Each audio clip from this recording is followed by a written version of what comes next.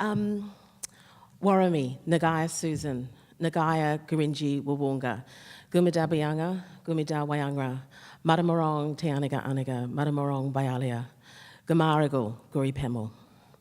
Hello, I'm Susan. I'm a Gurinji Wawunga woman.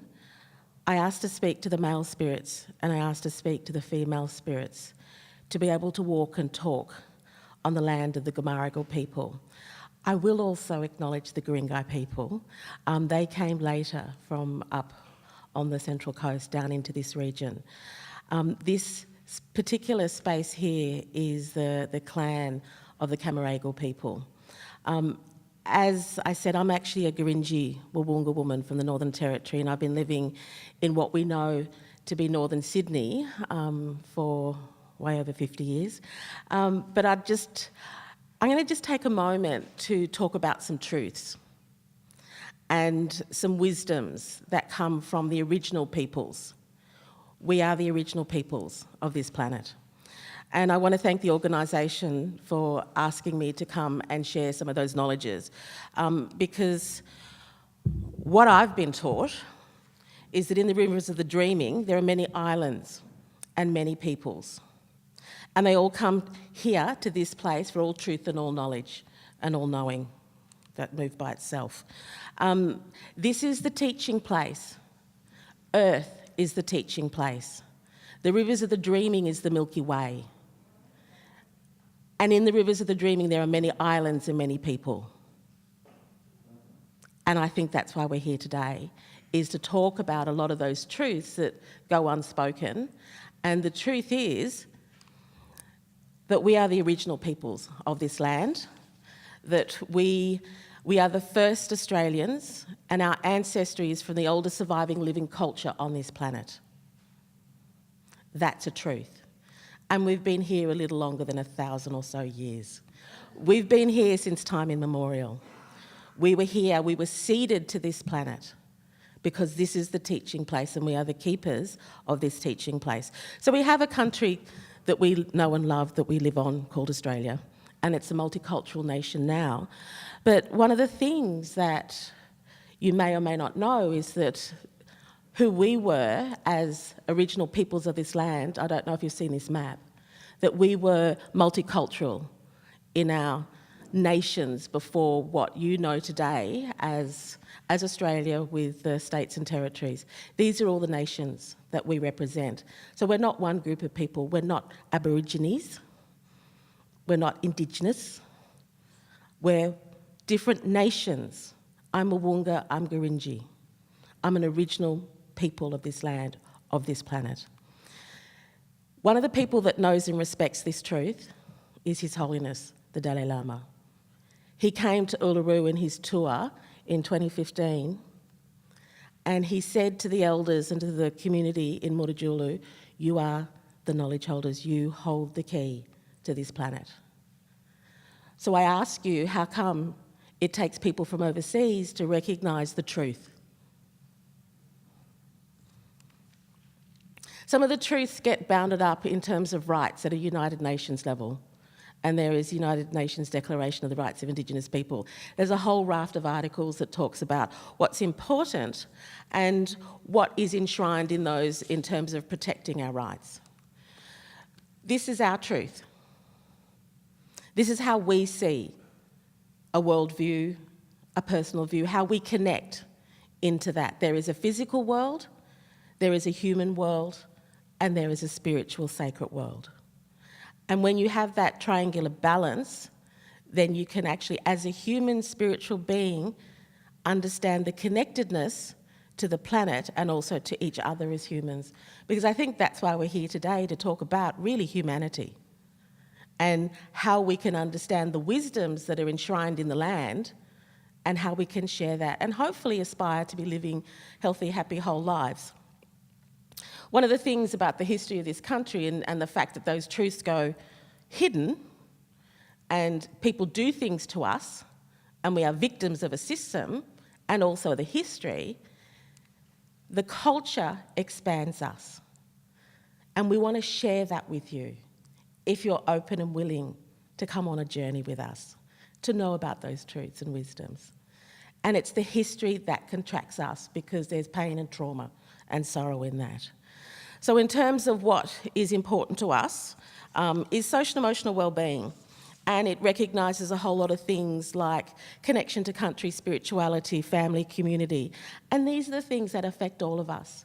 And these are the things in terms of social and emotional wellbeing of humans on this planet that we can share in. And one of the ceremonies that I had thought we might do today, but it's kind of a bit difficult in this space, is an ochre ceremony with a smoking ceremony that goes with it. And you kind of need to do it outside. But the essence of it is that we are all connected, and we need to remember the belongingness and the connectedness of human to human and human to the planet. And it's about being open to other people's ways and beliefs and respecting in that. Everybody has knowledge and wisdom. And it's listening with the intention of hearing people. And it's also about speaking words of kindness and wisdom. And wouldn't the world be a different place if we all did that? So the stories are in the landscape. Our elders know, our ancestors knew how the land was formed. And those stories are there to share with everybody so people understand country that they're walking on. One of the ways, I don't know if you've heard the term Dadiri, and it's about deep listening. One of the Gamaragal words is Kabrananga, and it just talks about how we can find a peace of mind, body, spirit, if we allow ourselves to sit on country and to just settle ourselves and be calm and be quiet. But one of the things that I've been taught in terms of some of the lessons of this land, and these are Wiradjuri teachings that I've been taught, is that there are certain symbols or creatures and the lessons that we can gain and learn from those. And sometimes they're called totems, and you can have a personal totem, a family totem, or a clanal totem. And the bee, I just want to run through really quickly some of the lessons of some of these creatures, because I think they're pertinent in terms of how we are as human spiritual beings on this planet, and the things that we can learn from creatures as well. So the lesson of the bee is about connectedness, and it's about understanding our relationship between individual, so self, family, community, your race, and Mother Earth. The lesson of the fish relates to learning and navigating the current of life. And the fish encourages us to rest, to find the ebbs and flows when you're swimming up the stream. And sometimes life can feel like that. The lesson of the wombat is about finding the balance of the states between determination and stubbornness. And sometimes it's good to be determined, but be aware of when determination can sometimes slip into being stubborn. And the lesson of the kangaroo is about moving forward. And the kangaroo is one of two creatures on this planet that can't move backwards. It can only move forwards. The other one's the emu. Funny that they both made their way onto the Australian coat of arms. Again, a truth of the original animals of this place that we know and love that have been used for the same context, but in a different way. My favourite is the butterfly. The butterfly is about transformation, and it asks us to know when we're ready to come out of the cocoon so we can spread our wings and fly. As humans, when are we going to understand the connectedness? Hear the voices of our elders, understand the knowledge and the wisdom that His Holiness the Dalai Lama knows, that we are the knowledge holders, we are the keepers. We hold the keys to this planet, and we get forgotten and left behind way too often. Our elders want to share this knowledge with you if you're willing and open to hear the messages of the elders. So there's a couple of principles. It's never about the I, it was about the we. It was always about the oneness and the belongingness. When you replace the I with the we, illness becomes wellness. Wouldn't it be nice if we were all well as human beings on this planet, in this suburb? And the last one I want to leave you with, the seventh generation legacy. Indigenous peoples around the world talk about the seventh generation legacy. What are we doing today as adults that we're going to leave as a legacy for the seventh generation to come? It's not okay what we're doing to the planet. What are we leaving behind for our children, our great-grandchildren, and for the 7th generation of our family lines? Because we need to do it better. And I hope that these 2 days are a little bit about that, about how we can learn to take care of the planet, how we can learn to take care of each other, how we can respect what's written in the landscape. And there are laws. There's human laws, physical laws, spiritual laws. There are so many laws out there. And there is a law of this land, LORA law. That's our law. And we are the oldest surviving living culture on the planet. Thank you.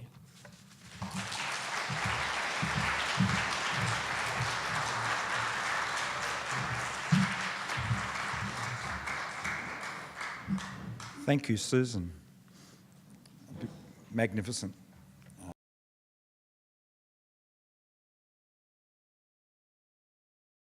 First up, I want to acknowledge the previous speaker. And I feel like you've taken all the wind out of my sails and said all the important stuff. I mean, all there remains to do is to flesh out and validate what you've said, because it's exactly where I'm at. And to hear it from an original person is even better.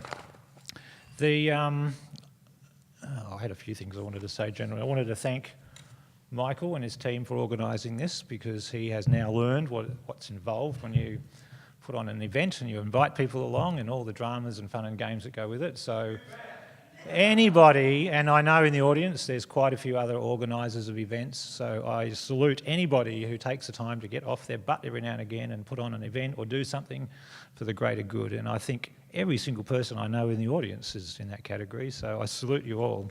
Thank you. Now, the first talk I'm supposed to do today is The Secret History of Australia. The main reason I'm doing this talk is because, and again it's a good segue here, the reason I didn't do a conference this year was because basically I needed a break. We've been doing them for a fair while, and I've had some changes in my personal life in the last few years. And but I was thinking, okay, what am I going to do next year? I've put a pause on this year, and then Michael came along and did this. But there's a part of me wants to consider moving away from the formula of the Nexus conferences we've done in the past. I'm not saying that we are going to do that, but in the course of all this thinking, I decided that I'd reach inside and find what really excites me. And conferences, Nexus conferences, used to really excite me, but the last couple, I felt I had to do them because people wanted them, and as much as I enjoy them and I get a good buzz out of meeting anybody, I don't know, it feels like they've been done for 20 years or so, and things are changing, people are changing, technology's changing. And so the idea for next year, a little bit different. I wanted to do a series of conferences called the Secret History Conferences, and starting off with Australia, and then going to New Zealand, and then any other country that I want to go and visit, basically. But significantly with Australia, and looking at the age bracket of everyone out here, and I'm not judging you, but I'm 56. I was educated in an ordinary primary school in Tasmania. I was born in England, and we emigrated when I was about 3 or 4. I guess what I'm trying to say is especially in Tasmania, and especially in the 60s, if you went through the normal education system, the image you have of the history of this continent is that white men came along, found an abandoned continent with a few savages on it, and did everybody a favour by colonising it. And that's pretty much it. And I think you can see the first quote up on the screen is saying that in a nutshell. So, like many things, when you grow up and you have one idea of reality in your mind and you see contradictions to that from the mainstream media and in your own experience, you get a bit, well, you know, that's not true. What I was taught wasn't true. And I guess part of my life's journey has included an ongoing discovery of just not only how much I was lied to in school about the overview of this continent, but as I've gone on, I've gone full circle, and you'll be hearing at the Secret History of Australia conference next year, which is planned for July in Brisbane. We're looking at a 2 or 3 day event. And I'm going to be bringing forward people and examples of information that I've collected over the years, because I think it's quite pertinent. And it covers a range of subjects, and I'm going to be touching on all those subjects here today. We are going to be setting up a crowdfunding component for the Secret History of Australia conference because given that we've got a year to do it, one of the things I want to do is to physically travel to different geographical locations in Australia and meet up with and interview the local wise people. And I've got a list of questions to put to them, and they would not be the normal questions they've ever been asked by a white person. And they'll be asked with respect, and I'd be checking with them beforehand that they would want to do this and the reason why I'm doing it. And we're going to basically make a film, a couple of documentaries, maybe 2 45-minute documentaries, where the same questions are being asked generally. Obviously, being a Nexus person, I've got lots of questions a bit out of the box. I want to know how come this continent never got invaded by aliens and the locals turned into a civilization with a gold-based economy, stone buildings and all of that sort of stuff. I don't know whether you all realise, but pretty much this is the only continent on the planet which has peoples living on it that was not visited by beings from the stars who came down, took 1 or 2 of the tribes, upgraded them, made them special, said you're in charge, sometimes mated with them. Those tribes produced what we call the priests. Priests have been on every continent for tens of thousands of years. All these civilisations have got several things in common. Beings from the stars came down, took some of the locals, and then gave them things like agriculture, animal husbandry, engineering, water sanitation, knowing how to build big buildings. They obviously had some fantastic technology to cut rocks to incredible precision and place them around the place. Interestingly, the priests, who are the appointed go-betweens between the beings, the people in the heavens and the people on the earth. That's what the general description of a priest is. I mean, you can say these days, yeah, it's a representative of God or the church. The priests also had several things in common throughout history. They instituted, or these people that they represented, or these beings that they represented, they instituted an economy based on gold. And so the local savages who are upgraded and given nice stone houses and ongoing food and water and discipline and structure. And I mean, they went from living in primitive hunter-gatherer tribal situations, if you want to call them primitive, but basically living in a land without wars and any big problems, into civilisations of an incredible size. I don't think any of you really appreciate the size of the populations of the people through South and Central America. I mean, satellite images today are showing that some of these populated areas had over 1 million, if not millions of people.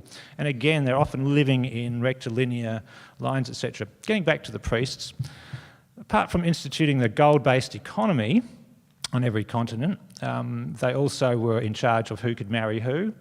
They had to approve who the king was or the pharaoh or whatever. And you go back through your history books, this is a generalised thing that occurred on every continent, but it never occurred here on Australia that we know about. Maybe it did, but if it did, it was a very, very long time ago, and I'll be touching on an aspect of this. So there's a lot of interesting things here in Australia, and I guess sometimes when you start off on a journey, the last place you look around for answers is where you started. You're often looking for answers outside of yourself, and the journey can often take you full circle. So my plan is to get this information out there in a way which is respectful and professional. And the reason I need to travel to these geographical locations is because one thing I've noticed with the the original peoples on this planet, on this continent, regardless of their geographical area, and I have travelled and spoken to what I'd call people who have information and wisdom, none of them ever volunteered information to me unless I asked the questions. And it's one thing I have known and observed with these people is they're not going to come out and say what happened in the past. That's just not what happens. But if you ask the questions, you'll learn incredible things. And when I started asking questions, going back in the 80s on my information travels, and I'm going to name some names of people who've passed on because I know they wouldn't mind personally. People like Gaboo, Ted, Burnham were really good friends and associates of mine in the 80s, and I spent interesting pieces of time with them. By the 80s, I was already a bit of a nutcase and researching UFOs, Atlantis, reincarnation, all this stuff. In fact, in 1981, I was running a place called the New Awareness Centre here in Sydney, and Uli Hansen was back then running... There you are, Uli, sorry. want to acknowledge you. And Catherine McEwen was running Nature Care next door. So, yeah, I just wanted to say hello. So the point of going for the secret history, the point of travelling around is to go to these places and ask these people the questions. And you will hear amazing things coming back. It'll be my job then to edit it down and synthesise it and get some of the best representatives of this information onto a physical stage and record and broadcast it, etc. So that's why I'm doing a Secret History of Australia conference. So you can understand that the beginning of this talk is going to be pretty much following through on that. Let's see if this works. Okay, so let's go back to the beginning of my talk. I've got a couple of quotes here. The winners write the history books is supposed to have been a quote by Napoleon. Hitler also had, not Hitler, Churchill had his. There's not a lot of difference between Winston Churchill and Hitler, I'm telling you. I mean, people, you know, the winners write the history books. We've all so-called won World War II, so we've pretty much written a lot of things out of World War II historically, which happened. I mean, the Germans developed the A-bomb and tested it on the Russian front, which you'll know if you read Nexus magazine. Winston Churchill, not a nice person, an upper-class twit, sorry. And there's the Napoleon quote. What is history but a fable agreed upon? And pretty much what we have been taught in this country about our country's history is just appalling. And it's been deliberate. Politically and geopolitically, when the Whiteys went to New Zealand and found the people there, the Maoris, and believe me, when we do the secret history of New Zealand, we'll be showing the Maoris and the Whiteys there that there were people living on New Zealand before the Maoris came along, and the Maoris are not going to be happy to hear that, even though probably a couple of them will get up and attest to it. But here in Australia, the scale of the lies we've been told about the Aboriginal past is just horrific. Now that's okay. I've got to keep my time zone here. All right, so generally speaking, if you've grown up here in Australia and you've been taught about the Aboriginals, you're taught that these people wandered around, and then in the last few years of school I was taught, we've decided that the Aboriginal people living on this continent were hunter-gatherers who lit lots of fires, and that's how the landscape has arrived at the way it is. So again, there's no real recognition of sovereignty. I just remembered my tangent. With New Zealand, why there has been a deliberate political cover-up of Australia's past. When white people went to New Zealand and interacted with the Maoris, they ended up having a treaty. When you have a treaty as one culture with another, you're pretty much recognising the people you're having a treaty with as people. They decided, well, that's caused a lot of problems in New Zealand for the government and for ongoing things, so we're not going to make the same mistake in Australia. We're not even going to recognise these people as people. And that was deliberate. It was a deliberate decision. Hence, on it goes. Interestingly, when they came to this continent, well, actually, I should save that for the next part of the talk. So we have the myth of the hunter-gatherer, and I want to just fast forward here a bit now because you've probably seen in the news in the last 5-6 years, and this is an interesting thing too. Why hasn't the truth about the magnificence of the original inhabitants of this land come to light? You would think the archaeologists would have tapped in and dug some of this up. Well, they would have, but over and over and over and over, archaeologists were denied funding to dig up Australia's past until only a few years ago, and somebody up high decided to let the funds go.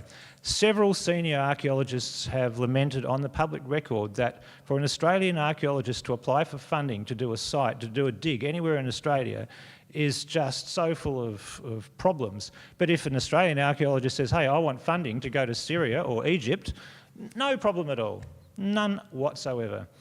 The finding information thus of any value is very hard because you've got a whole branch of science squashed.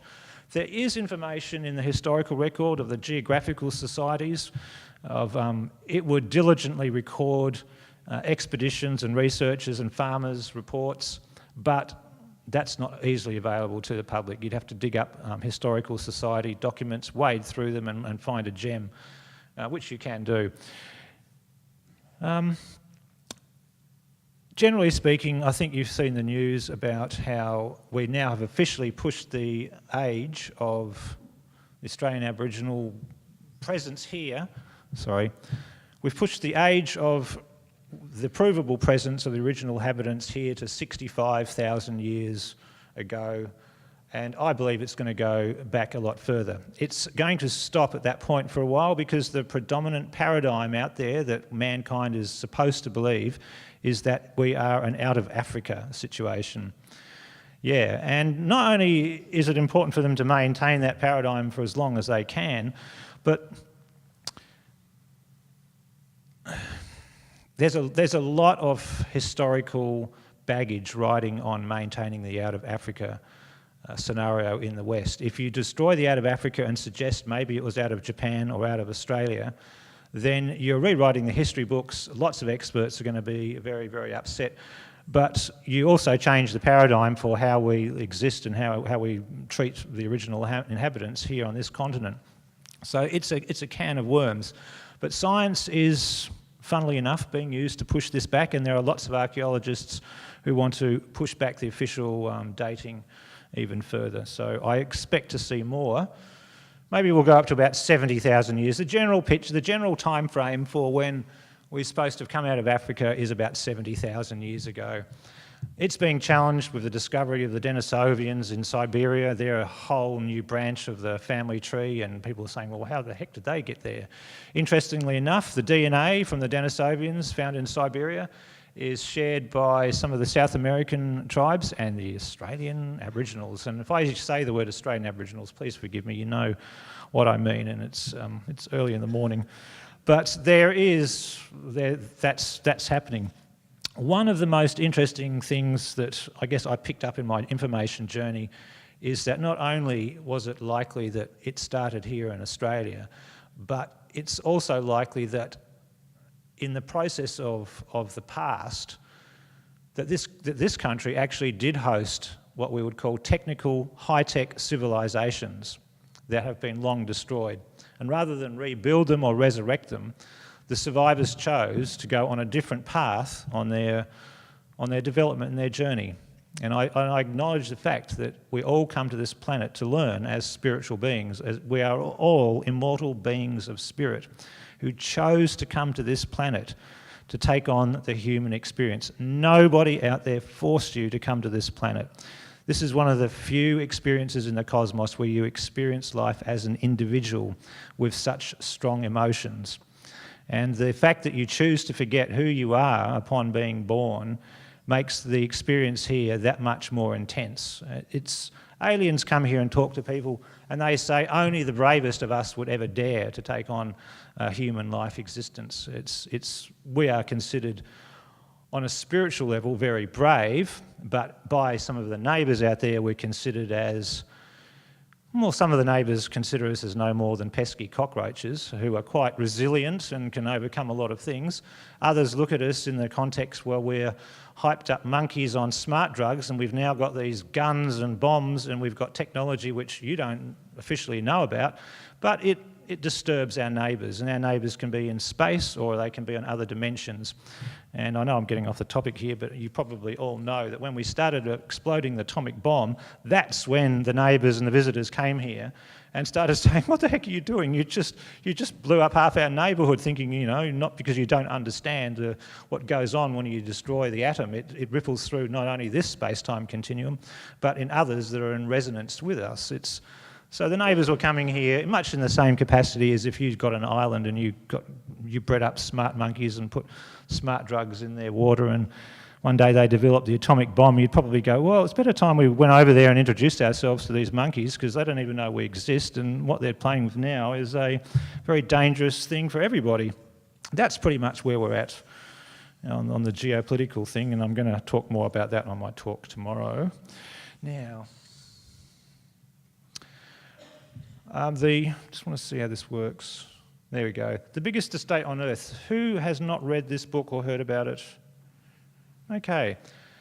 This Bill Gammage was, and again, it became Book of the Year. This is one of Australia's White, one of our leading mainstream researchers and people, wrote a book basically saying when white people first came here, instead of a wild landscape with roaming nomads, they encountered a managed landscape equal to any parkland of an English lord or earl, and this covered most of Victoria and New South Wales.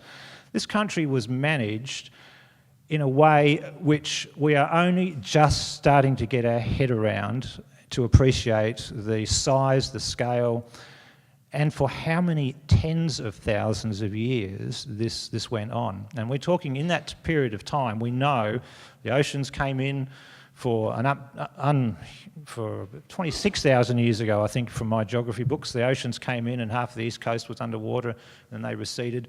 So they've survived all of that. And interestingly, all of that is recorded in their historical and oral history of the planet. So we know when we're finding evidence of volcanoes and lava eruptions in Australia from 10,000 or 15,000 years ago, and the local tribes are talking about it in their historical history. Again, we know that this is, they have been here that long and further.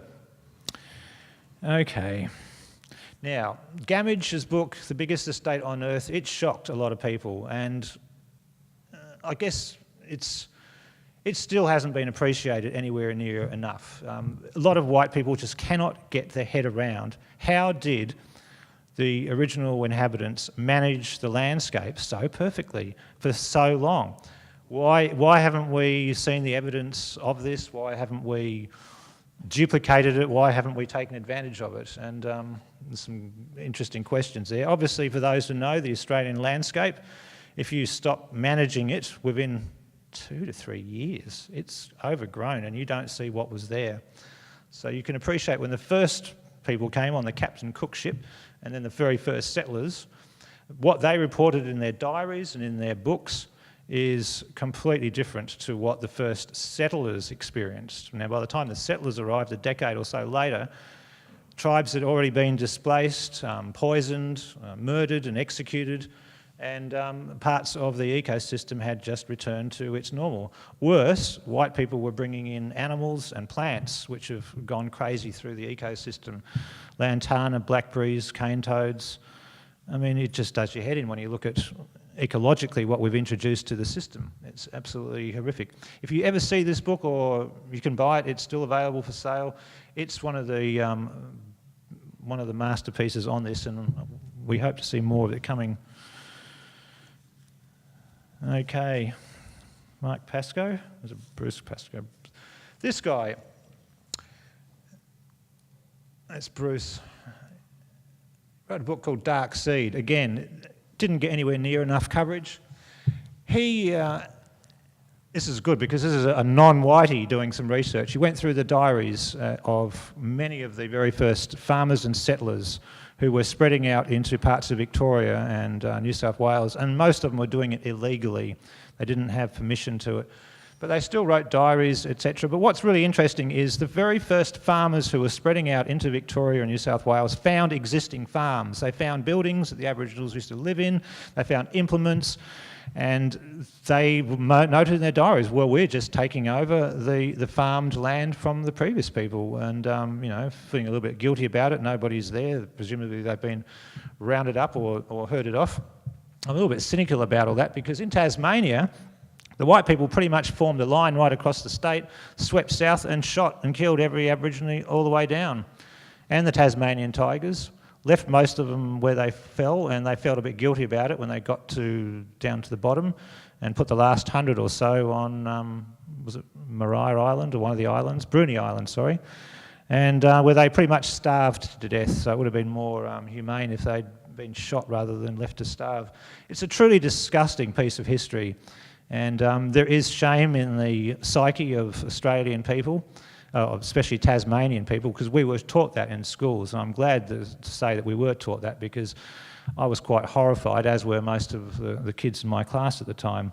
But it meant it was a subject you didn't want to open the door into as a white person because of the shame and the guilt of what had happened. But times have changed, and man has changed from white people and across the world. I know when I was a teenager growing up on our organic farm in Tasmania, before we became organic, I was pretty normal, ate lots of meat, went fishing and had a rifle and would go hunting. Growing up in rural Tasmania, the general psyche, the general attitude was, if you saw an animal or a bird, you shot it. Saw a snake, you killed it. If you saw a rabbit, you shot it. Wallaby, if you saw any animal, you basically shot and killed it. That was the norm. You thought somehow in the back of your mind you're doing everyone a favour.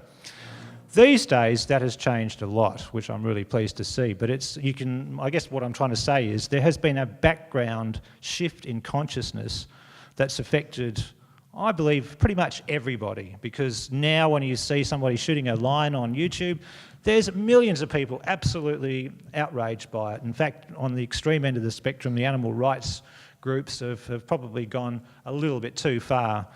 I think when you start taking on the ends justifies the means, I think you cross a line which does a disservice to your cause. What you do in life should be reflective of how you want to achieve that goal. If you arrive at a goal and you've compromised yourself and your honesty and your integrity to achieve it, the goal is tainted, it tastes bitter, and it's not. So how you do things is very important, I guess is what I'm saying. So his book, Dark Seed, I haven't got the exact title here because it's not showing, Dark Emu, Black Seed. Yeah, it's full of accounts on that. And again, I mean, there is some, what I guess, reading and researching this side of it, I guess for me, several things stand out as the simplicity in which the landscape was managed. I mean, yes, they did do burning, but they ended up with a mosaic pattern on the landscape. They were intentionally creating clearings, using fire. The clearings would attract the animals.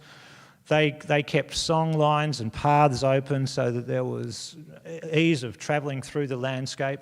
I mean, it was incredible. We would be hard-pressed as advanced culture today to reproduce that on the scale they did, even with our modern technology. We'd be very hard-pressed to reproduce that. The other part of that whole area is the eel farms. When I discovered that we Aboriginals had eel farms, I was astonished. You're talking over 100 square kilometres. That's a huge patch of ground. This was the little picture, I don't know if you can see that. That's an example of what the remains of some of the eel farm channels look like today. And we're talking Western Victoria, around Lake Condara, I believe. They've dated the kilns which were used to catch and smoke eels. They've dated them at 8,000 years ago, and there's evidence to suggest it could go up to 20,000. It's a case of getting the funding and doing the research. But we had here, obviously the landscape has changed. When white people came along, they drained the swampy area. This was an area, hundreds of kilometres of swamps and marsh. And the Aboriginals totally positioned and set up weirs and channels and catchments so the eels were easily caught by being forced to go through little traps, etc.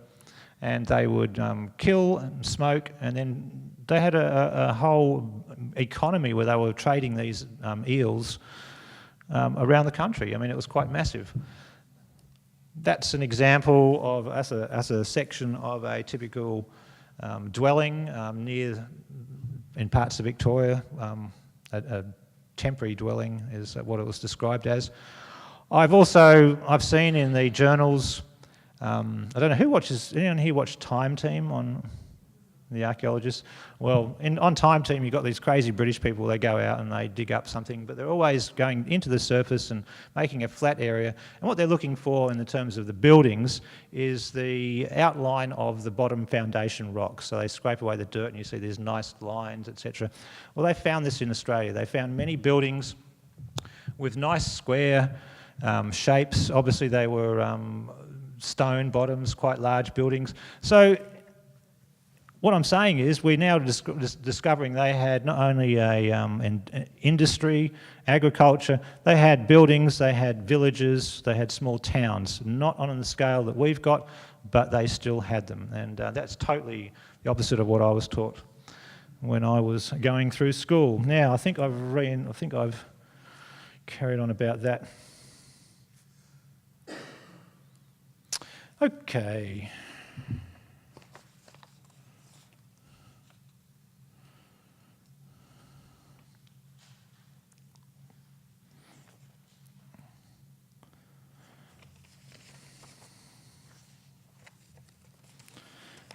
Now the next bit.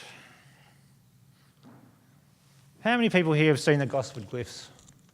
The Gosford glyphs, the Aboriginal carvings. Oh dear, I didn't even put any slides up because I figured you all would have read your nexuses and you all would have been and seen them yourself. But those who didn't put your hands up, do you know what the Gosford glyphs are that I'm talking about? These are quite deep-etched Egyptian hieroglyphs in a rock face in the Gosford area. Bit of controversy about who put them there and how long they've been there. A lot of people basically cite it as evidence that possibly Egyptians or Phoenicians came here a long time ago, and that's evidence of one of their visitations. It's been covered in so many conferences in Australia. I just honestly didn't bring the pictures here because I thought you would have all seen them to death. They're on the internet. You just type in Gosford glyphs on YouTube and you'll see them. There's some quite spectacular jackal-headed gods, etc. there. I went there last year with Eric von Daniken and David Hatcher-Childress and showed them, what was it, last year or the year before? I'm losing track. My personal assessment is that it's pretty much what several people have decided. It seems to be an Egyptian expedition 2,000-3,000 years ago, came along. Sounds like they came ashore, and you can see the waterway where they would have come ashore, and it sounds like somebody got bitten by a snake and he was of royal descent and they had to bury them locally. That seems to be the essence of my understanding of it, but lots of people have gone there and have completely different interpretations, so who knows. The purpose of mentioning it in this talk is to suggest that in the last 10,000 years Australia was visited by more than one culture. The Chinese, we know, came here. They took kangaroos back to the royal courts and they're discussed. In Egypt, we know the popular pharaoh Tutankhamun. He had a collection of boomerangs when they opened up his thing. A huge collection of boomerangs, actually. And I might just jump ahead a little bit here because... maybe I won't. Now this one here. How many people have heard or read the article in Nexus about the Stonehenge found up near Brunswick, Byron Bay area? So, okay, other people need to read your Nexus magazines. If you're going to come to a Nexus conference, you've got to read them.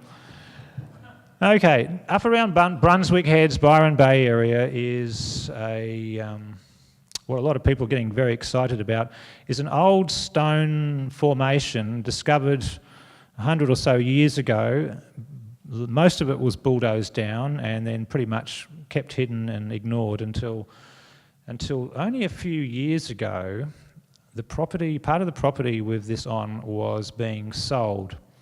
And as a result of either the possible sale or the sale, it's come to light that there is this very controversial and enigmatic stone formation there. Now, that's an artist's impression of what it may have looked like before the bulldozing, and that was done by Richard Patterson, the image. Steve and Evan Strong, everyone here knows Steve and Evan Strong, they're putting out, this is their forte. They are right into exploring some of the anomalous history of Australia, and they love digging up lost city speculative sites. But they're all over this, and they've been working as closely as they can with all parties concerned. What's interesting about this, though, is that it was picked up by white people, and 100 or so in the 1920s and 1930s, one of Australia's top archaeologists was sent to investigate this. And if you listen to Steve and Evan's talk or read their articles, the archaeologist sent there was a guy called Frederick Slater. He was the president of the Australian Archaeological and Education Research Society. And so he's up there in the late 1930s, just before World War II. Now Slater goes up there as an Englishman who's got the English paradigm about history of the planet in his head, but he gets up to there and he starts looking at the carvings, the writings, talking to the locals, and he has either an epiphany or a total mental meltdown, depending on whether you're a skeptic or an open-minded person. Frederick Slater basically said, oh my God, the Aboriginals were definitely the first people on the planet. This location and this formation is one of possibly 4 on the entire planet and has international significance to more than just the local people and to this continent. And he went on to say that he believed that not only was it out of Australia, is what he was saying, although they didn't really call it out of Africa those days, but he was implying it started here and it spread. And he said the Egyptian culture got their information and their technology from this culture in Australia, saying the Chinese got a lot of their information, and the Tibetans and the Nepalese. It's interesting how many cultures in the Middle East and all through Asia, what's the typical thing they all do to get rid of ghosts, evil spirits and hanging around? They burn incense. If you're in Europe, you're swinging the things of the smoke. They use smoke or incense to clean a room. The Tibetans, the Nepalese are big in it, Southeast Asia. And if you look at the dates of those cultures and the date of the culture here on this continent, and you know that this culture here has been doing the smoking before you go on land and smoking to get rid of bad energy and bad spirits, it started here. There's a good line of evidence to suggest that started here, unless, of course, you come along and say, well, maybe they were so primitive here that some wandering Chinese boat pulled up here and taught the locals and it spread right across the country, which is obviously a nonsense. It's very clear that more and more of these things that are universal or international in the psyche, looking like they did start here. So that's another example. I just want to go a little bit more into this. The first sacred language that Slater claimed to have deciphered, this is the archaeologist going to this location there, is a very complex, multi-layered, and at his last count of 28,000 words, far more diverse and complicated than what would be assumed in relation to the very first language spoken on Earth. So Slater is saying language started here, writing started here. Oh man. Look, there's other factors which I could go into about where do they get the stones for this, how many kilometres do they have to drag them, etc. I'm going to leave more of this because this is an ongoing topic. There is more to come out about this thing, and hopefully by the time we do our Secret History of Australia conference next year, we'll have even more update on it. But interestingly enough, well, maybe this isn't interesting, it's a bit sad because as much as there are well-meaning whiteys and not well-meaning whiteys, some of the local people, some have been corrupted and play along with the white people. The love of money, doesn't matter what colour skin or what religion you have. Some people love money and they love power and have that weak spot and can be exploited. So there has been a cover-up not only by the white people of this, and with respect to some of the tribes, some of the families and groups covering this up, they were doing it for reasons of high respect, and others were doing it for financial gain. So there's no black and white, there's no clear case of these people are goodies and these people are baddies. It's a ongoing political schmozzle, and it's very, very easy to piss someone off really easily in the process of investigating something like that. Because as you can appreciate, the archaeological establishment in Australia, they don't want this publicised. This opens up a can of worms. I suspect the reason that you're seeing the Australian dates of occupation being pushed back is because they know that it's inevitable that this is going to come out, and I think that they are starting to establish the official framework for the dating of inhabitation on this continent. So that is Slater and Steve Strong. I can't even read that. What does that say? What does it say? This is where Aboriginals worshipped. Article from the Northern Star Lismore, 1836. Okay, can you read that on the screen? That's a newspaper clipping I found in the archives from around the time that it was mentioned in the locals. And after this is pretty much when it disappeared from the record, and Stephen Evan Strong say the government ordered it to be bulldozed. I'm not sure if that's exactly the case, but there seemed to be plenty of support for it to be covered up by the locals of both black and white, let's put it that way. So that was the day on that. And what does that say? So it's a continuation of the article, travel long distances. It's big on the screen. Yeah, and that one? Same thing? Continuation as well. Oh, I really stuffed you around, didn't I? Is that the third part on the... Okay.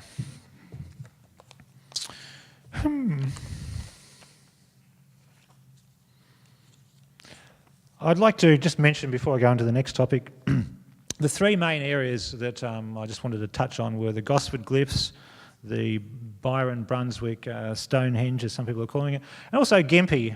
Anybody here heard of the Gympie Pyramid? Oh my God. Should be more hands. The Gympie Pyramid it's been in popular archive and weirdness history of Australia since the 70s, when Rex Gilroy was around and Heather somebody, I forget her name, running around. But up around Gympie, Queensland, this is an interesting thing. Gympie nearly became Australia's second capital because of the amount of gold that was dug up out of there. And a lot of the gold diggers recorded and noted that there obviously had been previous peoples digging gold in the same area. Looks like, if you look at the artefacts that have been found in the Gympie region, it looks like the Chinese definitely came down there and dug gold. Very good archaeological evidence that the Egyptians came there and dug gold as well and took it away. My father-in-law was a policeman stationed at Gympie in the 70s, and I was talking to him last night to confirm this, and he said he remembers the day when a local farmer dug up a 2-foot-long statue, very intricately carved. He said it looked as Egyptian as anything to him, and it sat in the police station for a few months, and then it sort of disappeared. Apparently there was newspaper coverage of that particular one at the time, but I wasn't able to locate it. But if you go to a guy called Brett Green, if you go to his website, you'll find probably the most comprehensive listing of stuff found around Gympie. He's gone through the newspapers, the archives. His name is Brett Green.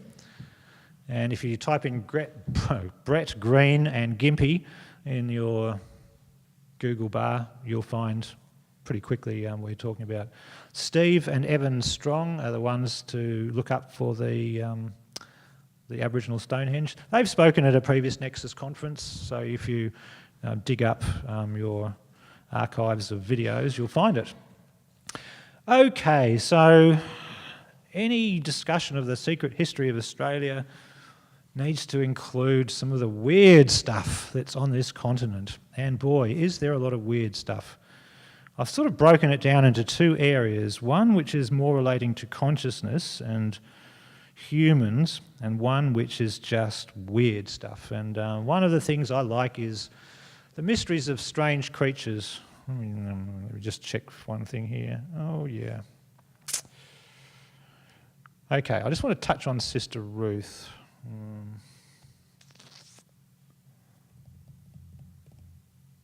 Okay.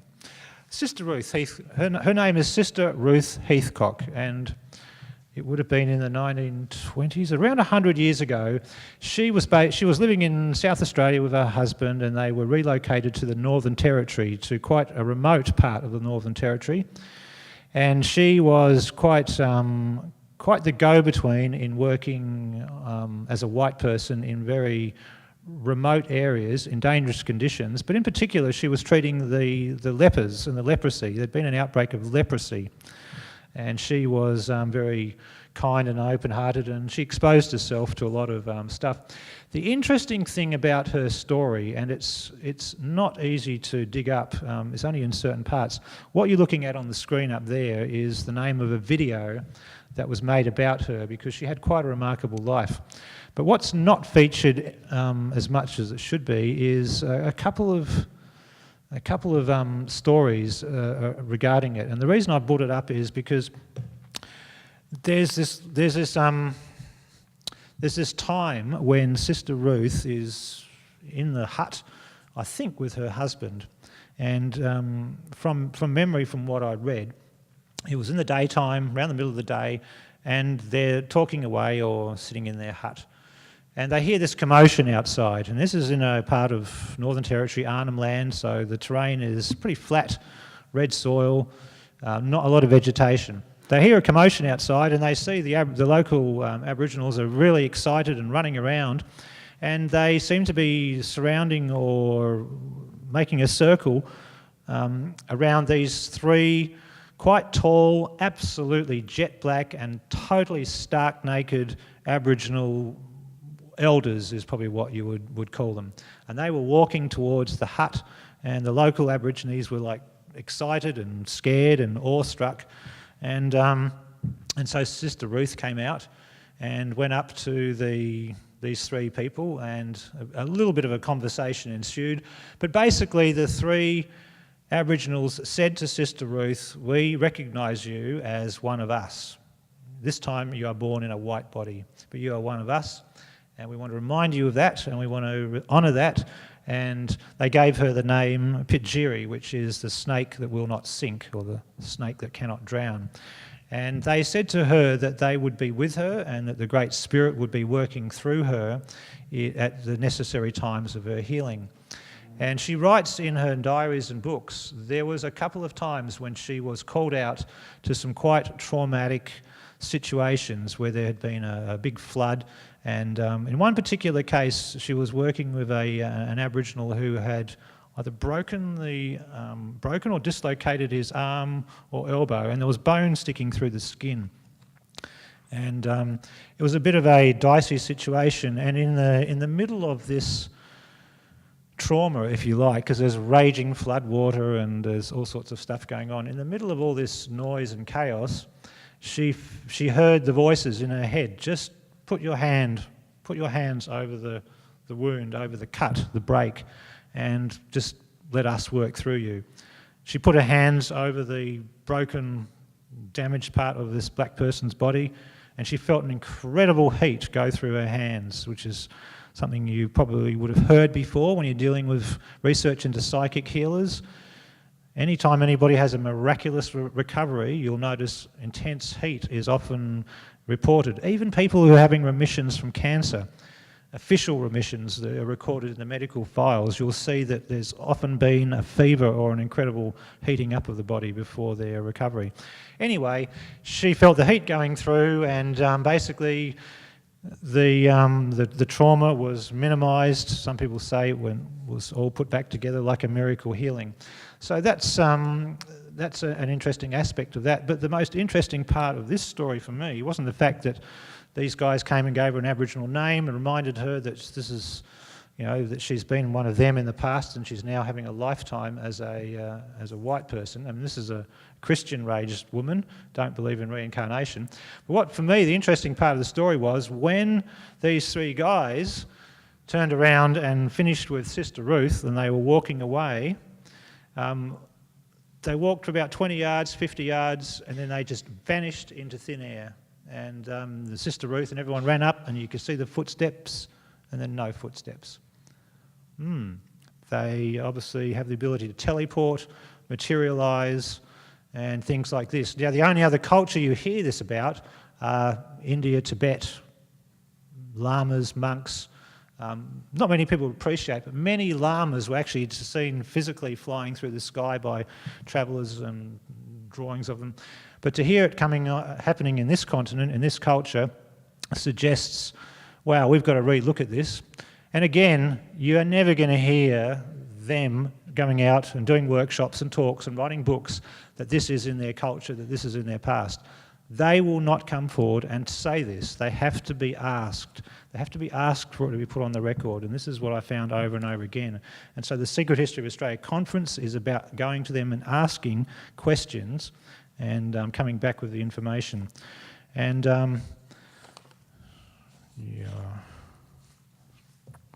okay, now we get to the exciting, weird stuff. Now, who's heard of Rex Gilroy? That's good. You all know Rex. He's been around since the 70s. Most of you probably heard of Pix People magazine and People magazine in the 70s. Rex was the local, you've seen a Yowie, you've seen a UFO, you ring up Pix People and Rex Gilbert will come out there. So as eccentric and lovably crazy as he is, Rex became the depository of lots of anomalous reports, plaster casts of huge footprints, photos of lights in the sky. And of course, Rex had a field day with his theories about what it was all about. But my hat goes off to him because he has gone out in the field and collected interview statements and a remarkable repository of information. How many people would have thought that Australia has dozens and dozens and dozens of reports of something you'd call a Tyrannosaurus rex, 25 to 30 foot high, wandering around the Gulf of Carpentaria from Arnhem Land right across to Normanton? You wouldn't think a Tyrannosaurus rex running around the country would be able to be hidden, and you wouldn't think that it would be taken seriously. But, man, you've got to read to believe some of the stories. Here we go. And it's not only the Aboriginals who talk about... I want to start with the Tyrannosaurus rex one because that did my head in. The locals call it Burrinjaw, and Burrinjaw is also the name of one of the geographical areas up there, so we're not sure what came first, the dinosaur or the name for the area. But and there's more than one, and it's not just the locals and the natives who've seen it. What's really interesting about it is I haven't seen them and I haven't seen the photos, but Rex and another researcher I know claim to have been taken by local Aboriginals to secret rock art places and shown ancient rock art of what you would call a Tyrannosaurus rex. So the locals up there have been drawing on their rock art pictures of what we would call a Tyrannosaurus rex, and the dates of those bits of rock art predate white man's discovery that Tyrannosaurus rex even existed, let alone what Tyrannosaurus rex was supposed to look like. That's really interesting. That pretty much says these guys weren't making it up because they drew on their rocks and told people, and they know not to go into these vast areas. And I'm just going to read a few examples out there because there's a lot of them, and only up until 20 or 30 years ago, some white people were seeing them in remote areas. I mean, when two Western tourists in the 70s or 80s stopped in their car on the middle of nowhere and on a track, and they are watching a Tyrannosaurus running across the road in front of them, and it's holding a buffalo in its jaws. Buffalo, like half a tonne to a tonne in weight, and they're saying this creature was at least 30 foot tall. The descriptions are all the same, 20, 25, 30 foot tall. In twos, in pairs, small ones have been seen, and they are fully aggressive and not scared of humans. Cattle farmers up there for a long time started to get really annoyed at some creature taking their cattle. Not even eating them on the spot, just physically taking them away. And the footprints, lots of huge footprints, many more footprints than sightings. And anyway, Bushman Alan Ritchie, who did rock hunting safaris to remote parts of the far north in the 1970s, came to believe there is some kind of dinosaur reptile inhabiting the Northern Territory jungles and scrublands. He found the Aboriginals terrified of the animals. Some tribesmen showed me ancient rock paintings depicting the creatures, which they call the Burrinjaw. In the coastal border country between Northern Territory and Queensland, west of Burketown, there's another region like Arnhem Land. No Aboriginals, horses or dogs will go. For there, Burrinjaw is said to roam. In 1950, cattlemen lost stock to some mysterious beast that left the mutilated, half-eaten remains of cows and bulls in its wake over a wide area, stretching between the border town and Burketown. Searchers on horseback found huge reptilian tracks of some 2-footed walking beast. They followed the tracks with their dogs through the jungle until they found a swampland, and they spotted the form of an enormous creature 30 foot tall and basically turned around and got the hell out of there. Johnny Matthews, part Aboriginal tracker, claimed to have seen a 25 foot tall bipedal reptilian monster. as Rex is writing. Moving through the scrub near Lagoon Creek in the Gulf. This is in 1961. He said, hardly anybody outside my own people believes my story, but I know what I saw. So again, he's saying his people understood and believed it. June 1999. Huge bipedal tracks were found in sandy soil southwest of Alice Springs in the Northern Territory. Alice Springs, that's down a bit from the Northern Territory, so they're out there in the desert. And not just one case of that either, you're talking several. There's a guy, I want to find the one with the guy in his car in the dust storm. Anyway, 1980, Max Field, a dingo shooter following freshly made tracks through the scrub in Canooma district near the Walker River. So that's halfway between Corumba and the Gulf Coast and Normanton. He came across a number of huge 3-clawed dinosaur tracks in grass extending across an open land, across the dry creek bed, and looking at the tracks and knowing his animals, he decided that this creature had to have been a minimum of 20 foot tall. Jack and Jane Mulholland in 1970, driving in their 4-wheel drive vehicle from Floraville to the Flinders River. The date was 9th of September, 11 o'clock in the morning. Jack was driving along a dirt road. Suddenly, Jack and Jane spotted a large shape moving through the roadside scrub. Jane later described the creature coming into view as a fearsome animal. Jack, on the other hand, described it as a 20-foot-tall Tyrannosaurus-like monster with a mottled skin coloration. 1922, Stockman claimed to have seen a big lizard monster standing up on 2 legs and observing them while moving its tail from side to side. I love those little bits of detail in the description. I know when my cat looks at me with used to look at me with a tail side to side, it didn't have anything good in its mind. It's good to see the Tyrannosauruses are the same. The Gregory Range, southwest of Normanton in the region, is a region of Burrinjor folklore going back generations. Again, it's got rock art paintings of them in the Mount Surprise area. 1977, an Aboriginal couple. Was that half an hour to go? Oh my God, okay, I'll stop reading your dinosaur stories. But you got the picture. There's a heck of a lot. I've got another page or 2 of them here. Also, it wasn't just this dude up in the Northern Territory. We've had Gary Opert speaking at a Nexus conference. Gary Opert is one of Australia's respected earliest environmentalists and naturalists. He's done a couple of books or talks on bunyips. You've all heard of bunyips. Boy, there's 2 or 3 different types of bunyips depending on what part of Australia you're at. Bunyip has become a generic name for several different types of creature, in my opinion, because the descriptions and the pictures drawn of bunyips is along, say, the Murray River region of South Australia and Victoria are completely different from bunyips in other parts of the country. But generally speaking, most bunyips lived in or near waterways. And look, there's, again, if you want more information on that, dig it up, but that's sort of a popularised... and interestingly, with the bunyips, they appear in a lot of the early science journals of Australia's history. They were taken very seriously by the first explorers, by the locals, and by the scientists. And it wasn't until probably just a few decades ago where, like UFOs, bunyips are just considered crazy. There's a lot to what the bunyips were. Other strange things we share this country with, which not many people are aware. You can probably appreciate, being the editor of Nexus magazine, before the internet, that people would phone me or write to me with their weird stuff. So I became the recipient of a lot of weird and wonderful, strange stories, including UFO and alien stories.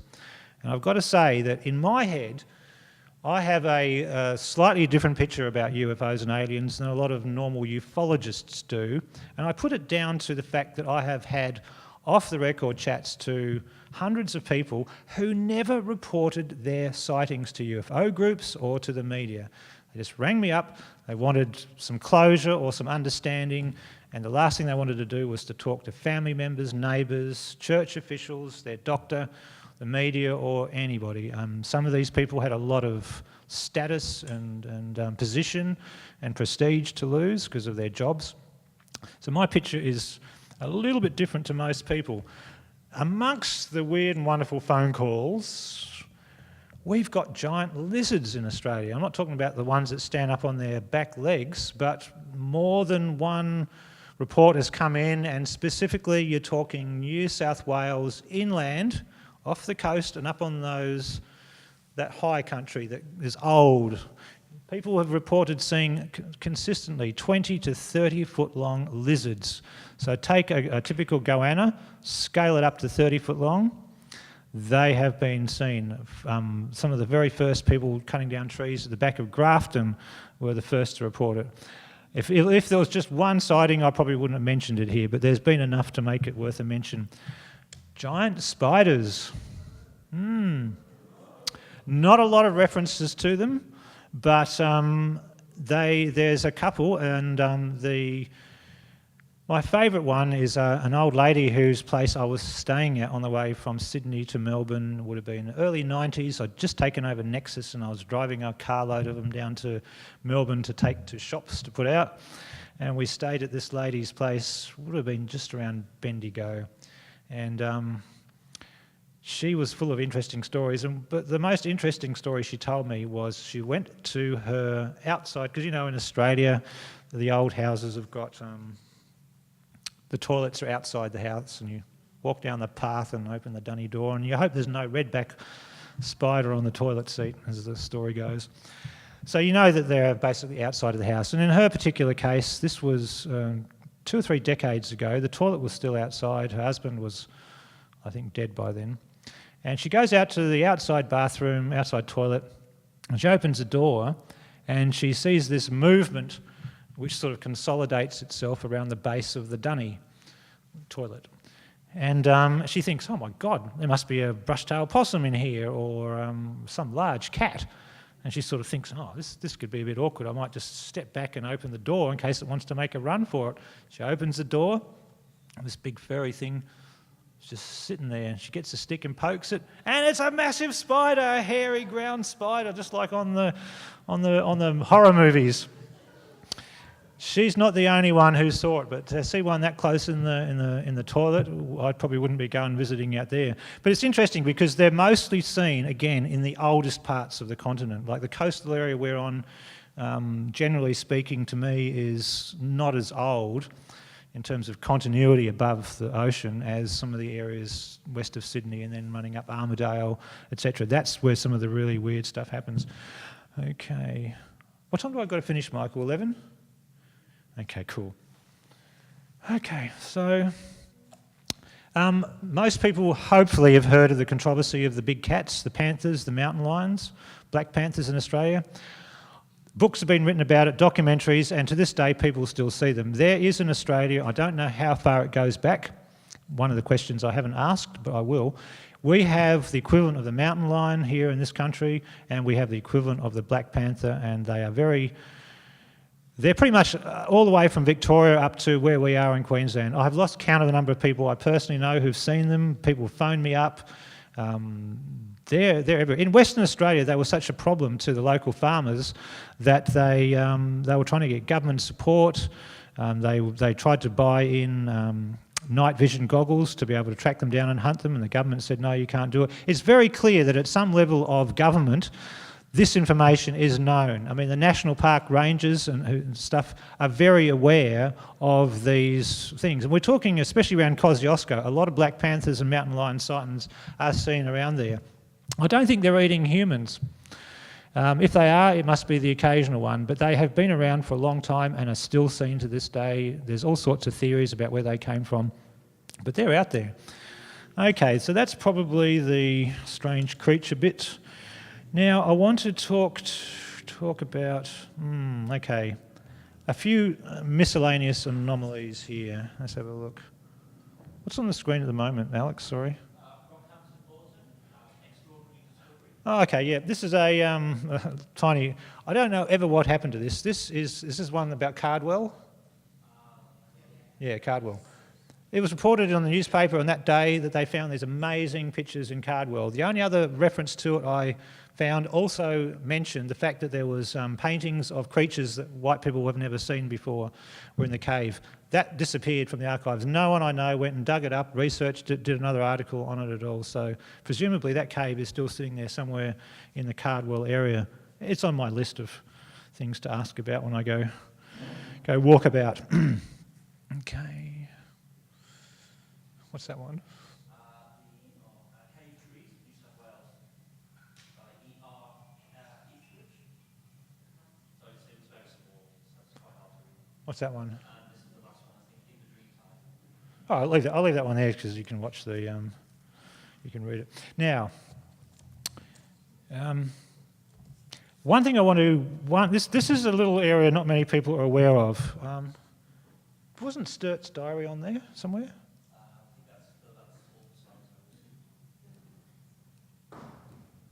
Have I missed it, have I? Okay. Okay. Anyway, John McDowell Sturt, one of Australia's most respected explorers. He was one of the explorers that went from Adelaide up towards the middle of Australia, and would have been 1860, June or July 1860. I had his diary extract so you could see the exact thing, but I can shoot anybody. You may have heard me speak about this at a previous conference.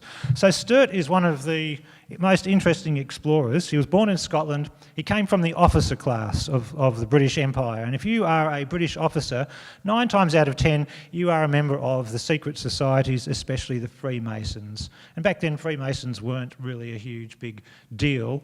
They were well known about, and if you were a Freemason, you obviously had privileges bestowed upon you that you were entrusted with and to represent more than the commoners, like myself and my family in the Britain. So Stuart is going he's exploring on his 4th expedition, I think. Sturt was a really cool guy. He never lost any humans on his trips. A lot of those explorers, people died left, right and centre. They ate the horses. Dreadful thing. Sturt was really well organised. He looked after his men. He never lost a single person. He was a good dude. So anyway, the story is he's going along. They come to a part of the country that no one's been to before, and they make camp. And that night, a couple of blackfellas come into the camp. And they're always a bit wary because sometimes they meet blackfellas who just want to kill them on sight, and other times blackfellas want to talk to them and trade stuff. There's obviously a language barrier. What's really interesting with the example that I pulled out, and this has been mentioned by the Bush Tucker Man on his TV documentary series in the 80s and 90s. This is a known thing, and you can get his diary extract to see it. The 2 blackfellas came back with a couple of people wearing helmets. Aboriginals wearing helmets in South Australia, man-made helmets, part of the gear that they were wearing, and they were trying to communicate. These 2 helmet-wearing people were trying to communicate with Sturt and his other officers and people.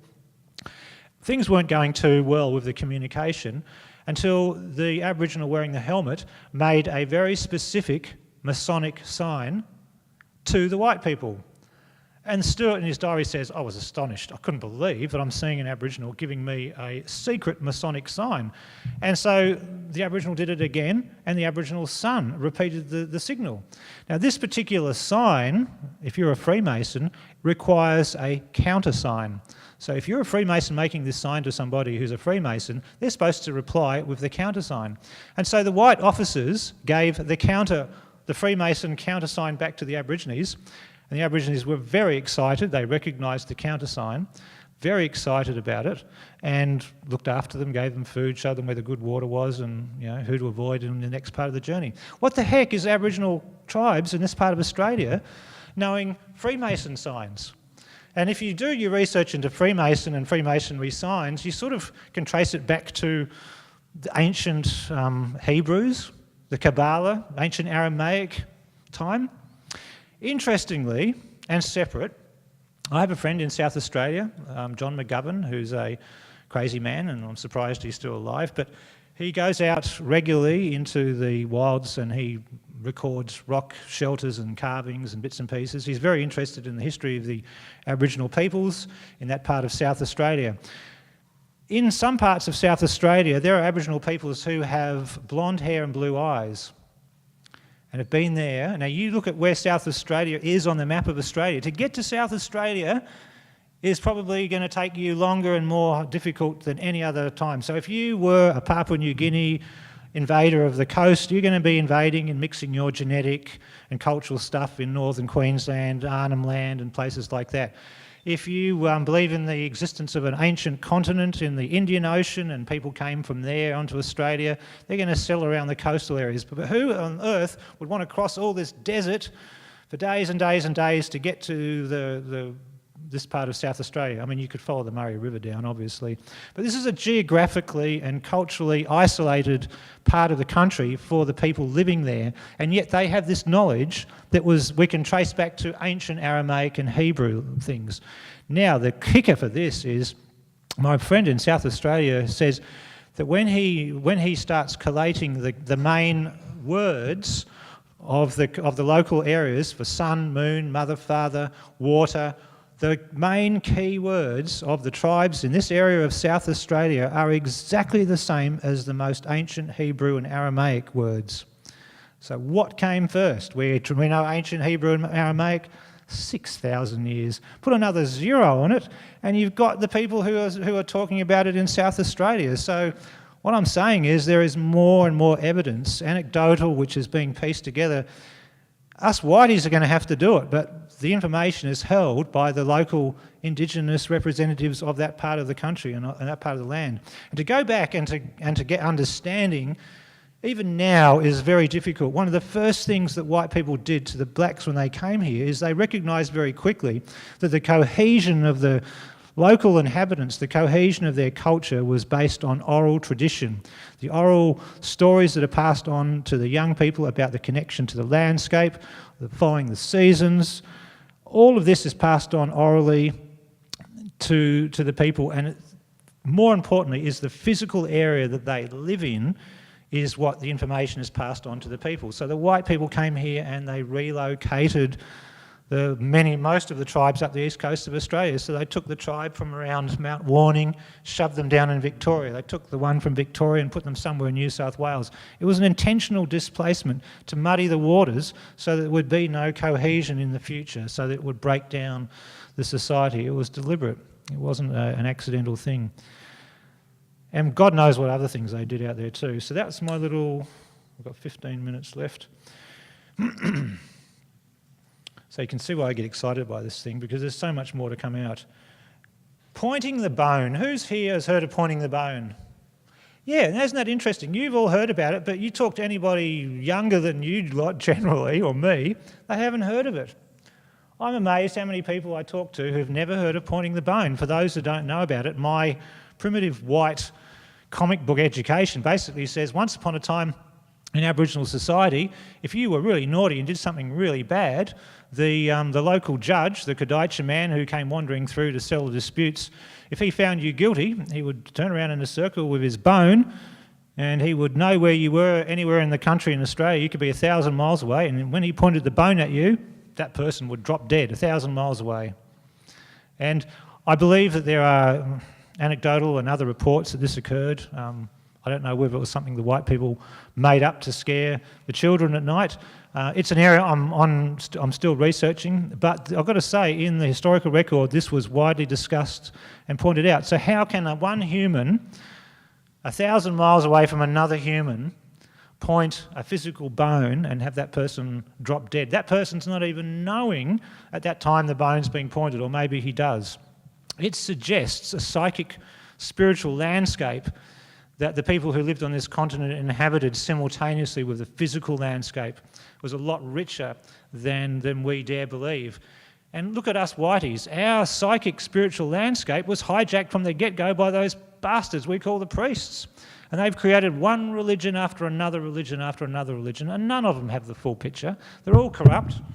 I mean, I'm on the record for saying the Catholic Church is now the world's largest tax-free pedophile network. International, I mean, it's what it is. It's a crime syndicate. It should be absolutely brought to heel.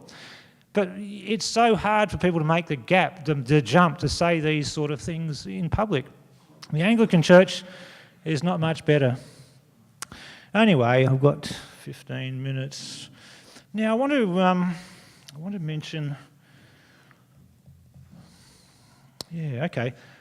When I was 16, I was reunited with my family after leaving. When I was 15, I woke up one day living on the spiritual community at Mildura, and I had a poster on my wall and it said, "A ship in harbour is safe, but that's not what ships are built for." And I thought, I've got to leave home. This is all comfortable and easy. I want to find my way in the world. So basically I said to Mum and Dad, "I'm going to Sydney." And they said, "Fine." And so next day, me and a long-haired hippie guy who was a couple of years older than me, we started hitchhiking to Sydney from Mildura. We got 200 miles, and then it got dark, and being 15, I thought, I want to go home. I want my mum. I'm hungry. We're 200 miles, we're in the middle of nowhere, and there's no houses, no lights. I don't know why we got dropped off there. And we'd been waiting there for hours, and I said to the other guy, Bruce, I said, "I want to go home." He says, "Yeah, me too." So we walked across the other side of the road, put our thumb out, and the car came up straight away and took us right back to where we started. But anyway, after I finished there, I reunited with my family, who had been part of starting up a community called the Homeland Community at the back of Bellingen. This was started in 1976, 77, and a whole group of people, about 40 people, we set up this intentional spiritual community, and we were trying to emulate the ideals and principles of a community in Scotland called Findhorn. Anybody here heard of Findhorn community? Yeah.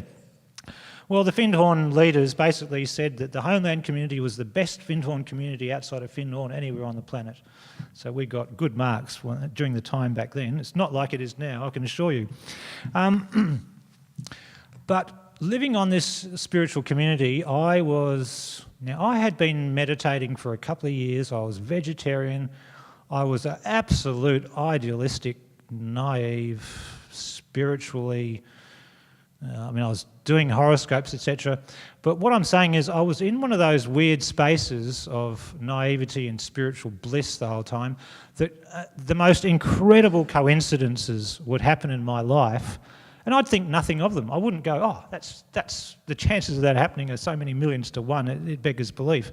I just assumed these sort of things happened in your life when you were in tune, and I didn't make a big deal out of them. And when you don't make a big deal out of amazing coincidences, guess what? You seem to have more amazing coincidences. Now, I don't call what I'm about to tell you as an amazing coincidence, although other people would describe it. So I'm 16, and I'm a little bit sweet on some other 16-year-old hippie chick up the road, and I hear that she's going to be at a place called the Bishop's Creek Cup. Now, we'd been on our community for a couple of years, and in that time, a lot of people had come and visited us, and the Bellingen Darkwood Valley had started to fill up with alternative-minded people, some of them were just physically alternative, some were spiritual alternative. And so, anyway, there was enough population to have a couple of annual events. And so all the alternative people would gather on this one particular property once a year, and we'd do the Bishop's Creek Cup, and there'd be, dancing, and it was a full moon that was usually held on. And so I turned up around 7 o'clock. It was dark, full moon was coming up. I'd walking up from the road, up the track, up to the hill, and right at where the road was one of those amazing huge fig trees that you see in parts of Queensland, a massive fig tree. One of those fig trees that you look at and you say, that's at least 100 years old. And it was right above the gate, so you walked under the fig tree, and it's one of those fig trees that's big enough, you've got to walk for a few minutes to get away from it, so that if you turned around and looked at it, you could see it as a whole thing. Anyway, so I'm walking along, and either somebody said, "Hey, look at that," or for some reason I turned around, and I was with one of the elderly women of our community, so I had a witness.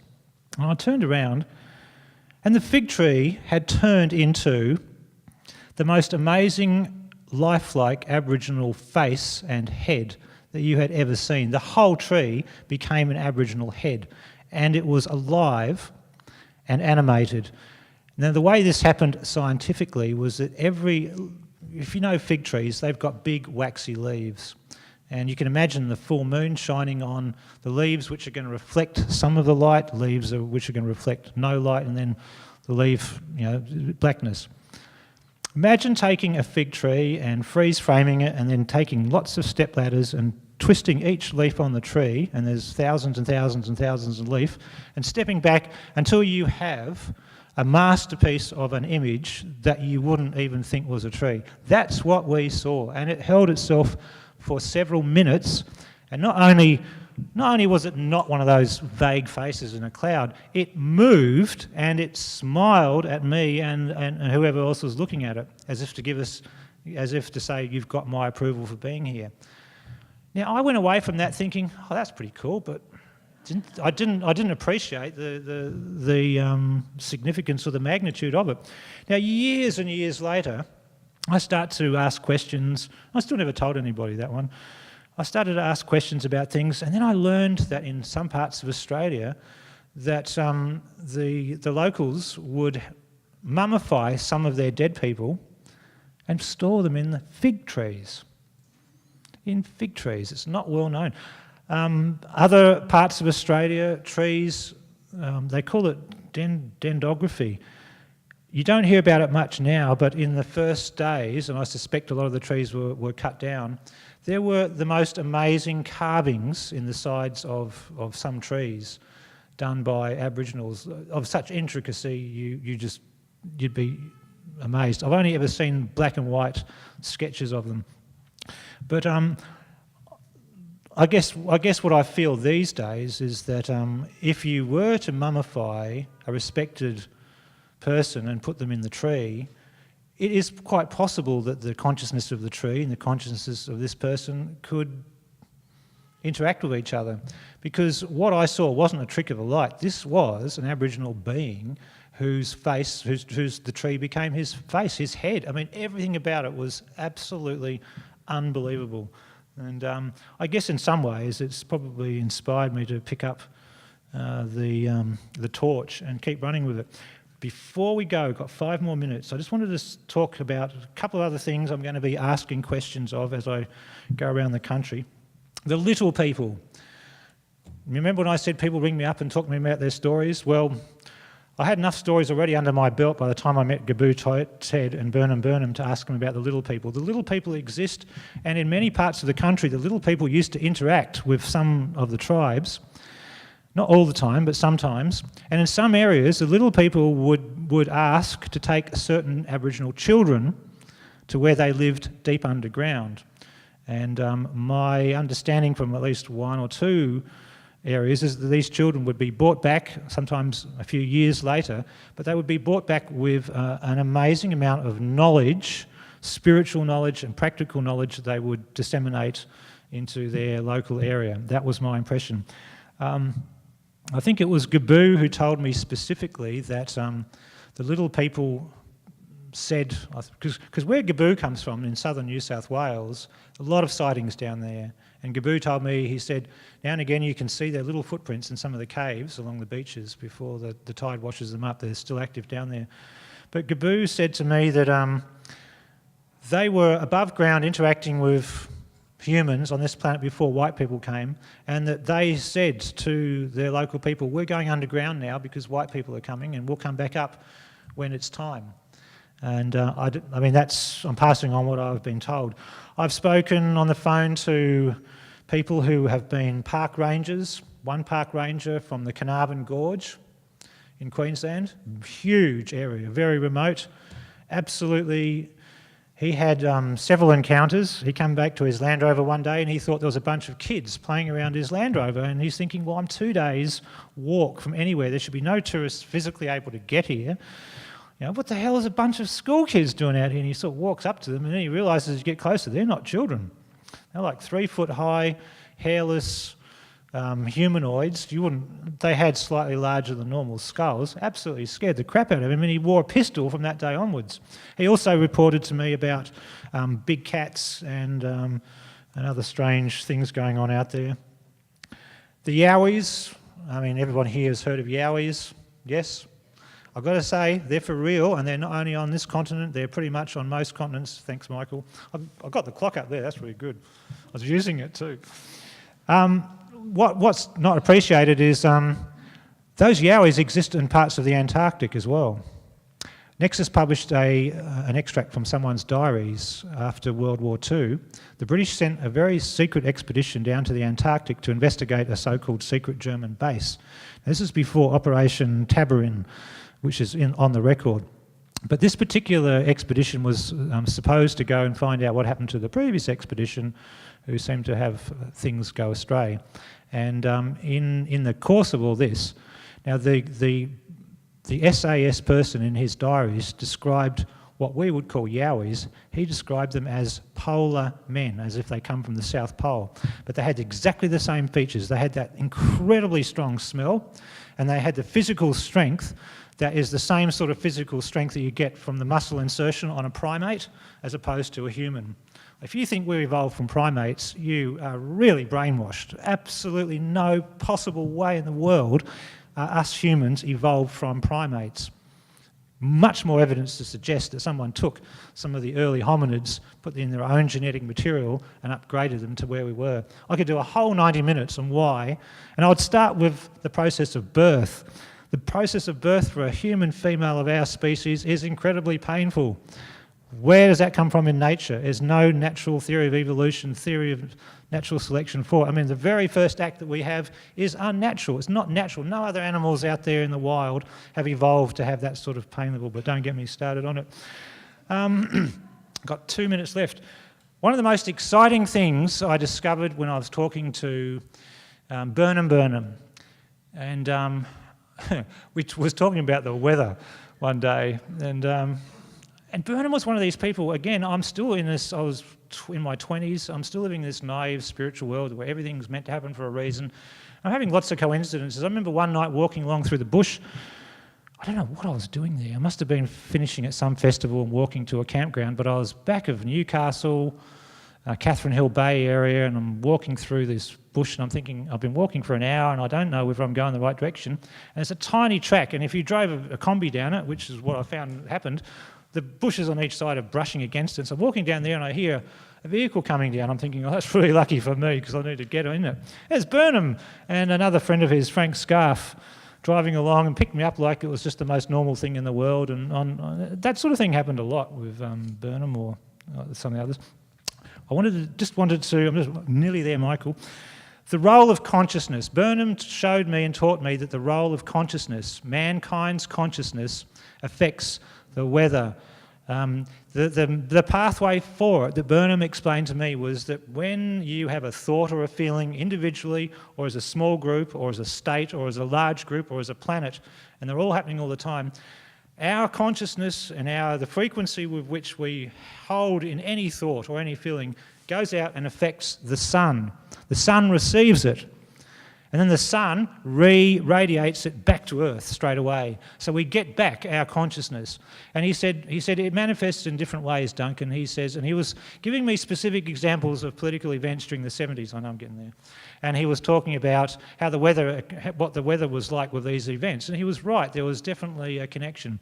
So I just want to sign off and leave you with the most important part of it all, is that for Burnham to say to me that the Aboriginal people totally have a different framework of reality, their model of time is circular or planar instead of this stupid linear thing which we have here. The role of consciousness, though, he said is the most important thing. He said anything can be changed if you change the consciousness. And one of the things that changes consciousness in people is to give them new information. People won't shift consciousness unless they have a reason. Information is the reason. And that's what I'm about. And thank you very much.